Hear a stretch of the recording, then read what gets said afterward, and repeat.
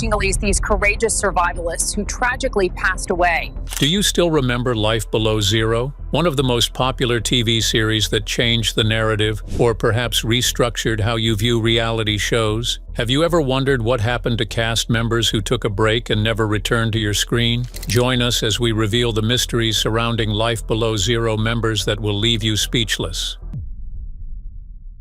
Jesse Holmes.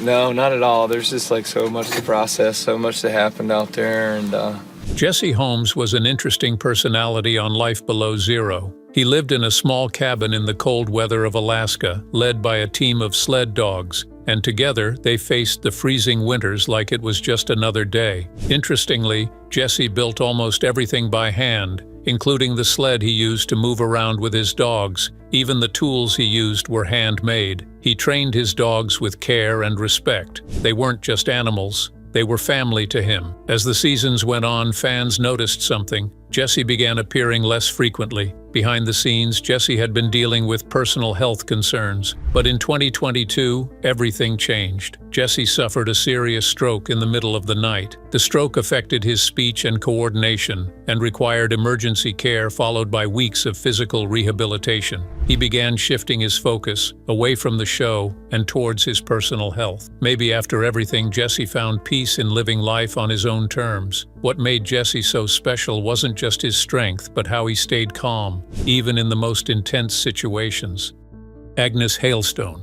My name is Agnes Hailstone. I am married to Edward Hailstone. Agnes Hailstone was one of the earliest stars of Life Below Zero, and she quickly became a fan favorite. Raised in a remote Alaskan village, she learned to track animals with precision. She also focused on preserving her own way of life. Alongside her husband, Chip Hailstone, she raised her children in one of the most brutal environments and showcased the world what true strength really looked like. She even taught her daughters how to skin hides and to keep the fire going. But with time, things began to change. She started looking tired. People began to notice the bruises on her face as a result of a strange illness. However, the show continued to showcase viewers the wild nature of Alaska, but Agnes's story still felt unfinished. Fans still remember the way she held her rifle, making sure she stayed strong even in those tough environments. She didn't let the cold winters and the bruises on her face stop her from doing what truly mattered. She continued teaching the viewers and kept giving everything she had for the family. But Agnes wasn't the only one who faced a health scare that nearly cost her everything. Andy Bassich.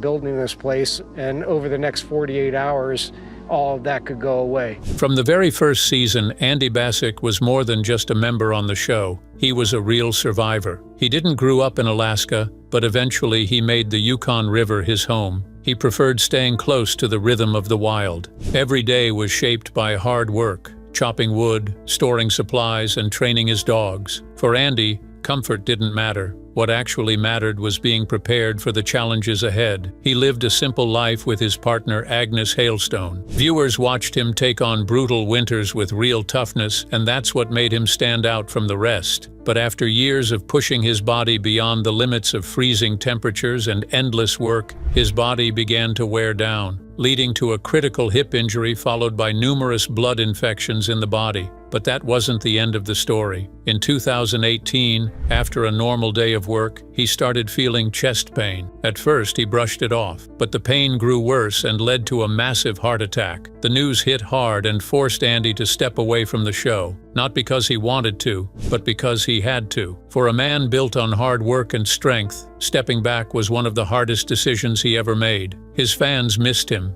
Many had followed his journey from the very beginning, watching him transform wooden logs into steady cabins. His absence was felt, but Andy's exit was a reminder that even the strongest among us are fragile. But while Andy found a new rhythm to life, another Life Below Zero favorite had his own reasons for pulling back.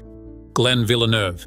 I just wanted to strip everything away that I could dispense with, I got the idea I wanted to go back to living like a hunter-gatherer. Glenn Villeneuve was one of the most beloved members of Life Below Zero. From the very first episode, Glenn was completely isolated from the rest of the world. He built his cabin deep into the Brooks Range, which had more wolves than people. For years, he was the lone survivor in the forest without any sense of support or safety. He relied entirely on himself. Every meal was hunted, every shelter was built, and every decision could mean a step closer to survival or danger. Viewers noticed him walk through the snow-covered valleys with a rifle on his shoulder and a purpose in his eyes. Then, in 2019, Glenn faced something far more serious than any storm he had ever faced. One winter, while traveling with his snow machine, he suddenly lost control and met with a dangerous accident. The machine rolled onto him and the impact was severe, but his shelter was miles away from where he actually was. This made his condition even worse. With broken bones and injuries that ran deep, Glenn was left facing the toughest times of his life. But eventually, people passing by noticed Glenn and rushed him to the nearby hospital. His back suffered from pain for weeks.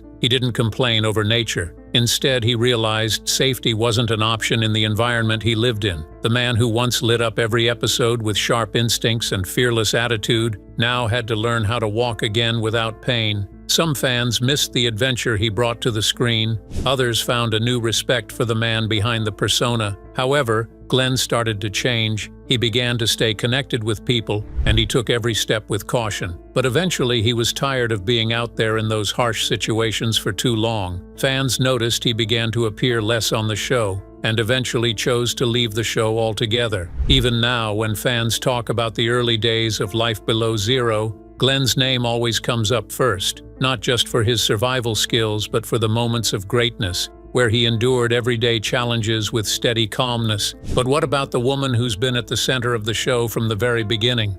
Sue Aikens. I am a food group. I'm not top of the food chain. So every day, every morning, every night, I've got to look for predators.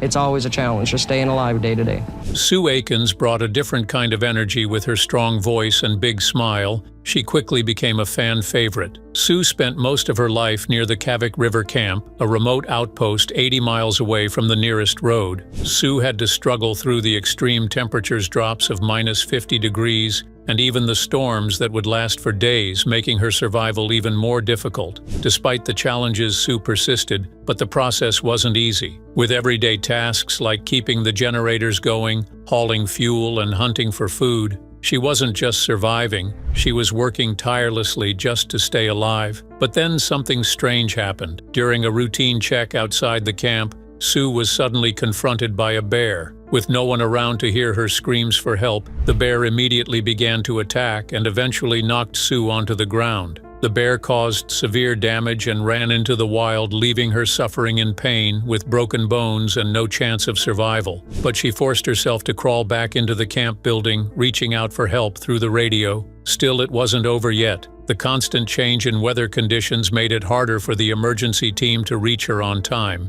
So she had to survive for 10 long days, lying in those cold winters without medical care or even painkillers. She wrapped her wounds as much as possible and also used ice packs to reduce inflammation. And when help finally arrived, she was rushed to the hospital. Doctors were shocked by her injuries, stating that most people wouldn't have made it through. But with her strong will, she made it possible. For Sue, recovery became her full-time job. But the real pain wasn't actually the injuries she faced. Instead, it was her decision to leave from the Kavik River Camp, because it was more than just a home. It was her purpose for life. However, viewers watched her return to the show over time. She couldn't move the way she used to, but her voice was still strong. That's what made her truly special. She didn't try to hide the pain. Instead, she chose to use the pain as fuel to drive herself forward. Because Sue had always focused on the present moment. The next job, the next challenge is what keeps her moving. Even now, Sue's story reminds us that the real strength lies not in enduring failures, but in choosing to return even stronger. These stories aren't just about survival. They're about the cost of life they faced along the process. And maybe that's what stays with us the most. It wasn't just the snow or the danger. It's the life they faced each day. They reminded us that the real ones survive the tough times of nature and still continue to live the life that always awaits challenges. And over time, as some of them stepped away from the scenes, it proved to be a setback for fans who had followed them and supported their journey for years. You can't fake anything out there. Not your courage, not your pain, and even your purpose. Maybe that's the reason we still watch them, not just for the hunting or the challenges they faced, but for the people who chose the way of life. Which member of Life Below Zero you loved the most? Share your thoughts in the comments below, and if you liked the video, Don't forget to like and subscribe to the channel and click the next video on screen now for another interesting story.